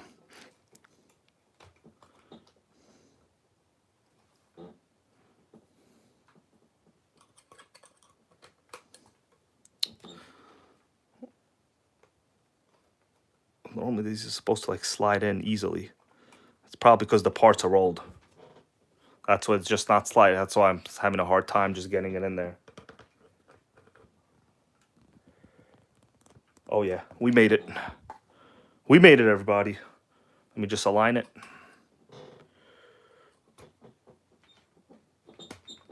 Okay, this is gonna screw in. All right, I think it's much better. Let me turn this in and we'll see if it's more centered. I'll pretty much know right away. Guys, pretty massive repair going down tonight. Didn't look like it, but it turned out to be one. I thought this was going to be like a cake one. Well, when you want to make vintage nitros great again, this is what you do. Yeah, Melissa, you falling asleep? Okay, guys, let's see the look. All right, it's honestly, it's the same. It's significantly better. Check this out. Well, stuff all on the floor. Other than I'm missing the rod end over there. It's basically even. Right? You know, when you look at it, it's basically pretty much perfect. You know, as long as this was centered correctly. And obviously, I'll tune the shock springs normally. And it's pretty even. I don't notice any obvious negativity here with suspension travel. I think we got ourselves a sickening repair, bros. Not bad. Yeah, it's very close. I don't think it'll get any better. These positions on top here, they're very, very wide apart. I don't want to move this. Oh, we got Texas Hill, bro. Hold on, I already said hello to you. Sickening. Nitro Power, how are you, man? I think that's about it. I'm going to have to look for this turnbuckle. I mean, it's repaired to the best of, you know, free abilities. You know, this stadium truck is really, it's honestly, it's honestly just like an RC10 GT, other than much newer. I mean, it's a stadium truck, two-wheel drive chassis, right? So, like, what are you going to do? All right, bros. I think we're going to call it a day. As I said, the Kyosho GT2 is in stock right now. Let me show you once again before you leave. The very first link is the Kyosho GT2. Get it. Let's go look at it. Just in case, to make sure. If you're going to order one, I'm telling you, get it. It says limited quantities available. This is the time to get it because once they're gone, we all know how Kyosho stock status is. They're gone. So the one I showed you earlier is basically this one, but this is a much better looking body. And it also has slightly adapted, well, more modern colors. Mine is like a blue one, right? This is bronze anodizing. Texas Hills over here he's basically the top dog of this chassis. KE25, proper road tires, and it's good looking. So while they're in stock, I'm telling you, order it because who knows? With nitros these days, we just don't know what to trust. But we repaired it, and I am happy. Well, guys, thank you all so much for watching. I'm going to have to cut it at this point. I want you all out there to make your own nitros great again. Have a good, safe weekend. And guys, If you're going to buy fuel or anything, use the links in the description to my video. Pretty much, I only really, partner with A-Main. That would help me out. Today I was watching, you guys want me to talk a little bit about what I was watching on YouTube today. John Gon, how you doing? The theory of the dead internet. The dead internet theory. You guys want to hear a little bit about the dead internet theory? Melissa said they don't care about the dead internet theory. Melissa, I appreciate some proper knowledge. The dead internet theory. Pretty much after 2016, more than 50% of the content we consume is made purely to distract and keep your attention away from reality. On this channel, there's 0% of fakeness. There's 100% of reality. But I'm serious. Look up dead internet theory. Good night, everybody.